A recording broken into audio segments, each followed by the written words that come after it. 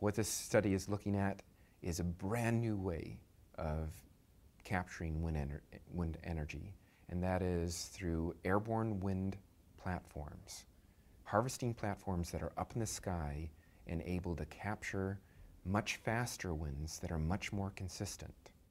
For the airborne wind community, there's about 20 different small companies, and it's like they're back in 1903 with the Wright brothers, where everybody's got a different idea and nobody knows what the right idea is.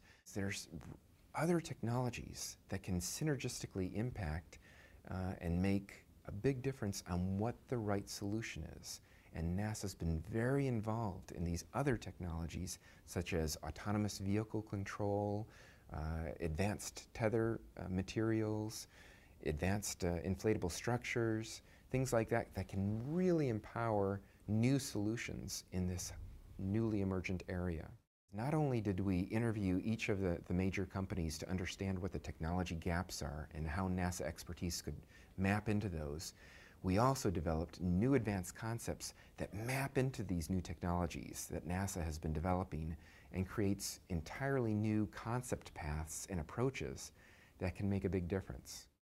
Data from Wallops. Every day, twice a day, they send an aerostat up and down to collect the wind profiles there. And you can see that as you get away from the ground, out of the boundary layer of the Earth, the winds are much, much faster.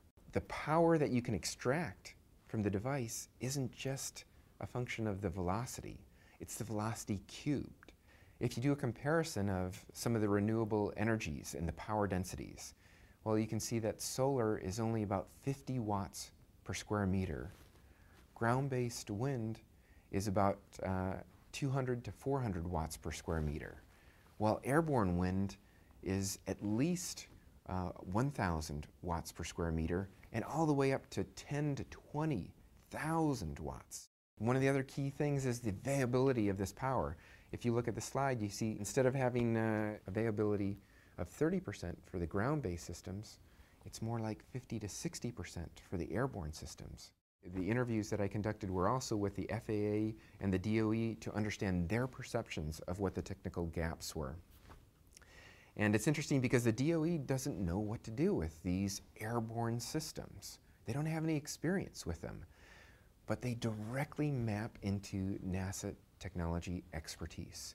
So many NASA researchers heard that I was working on wind energy, and they gravitated to it. They loved it. They wanted to find out more about it. But on the space side also, they came and they started asking questions about it, and it led to a discussion of a new Mars concept. We also developed an analytical capability so we can analyze different concepts and comparatively show which ones would perform better than others. We just want to make every small company be able to prosper in this area by being able to do a better job with better tools and better capabilities, better understanding of what the airspace restrictions are, and how to proceed forward.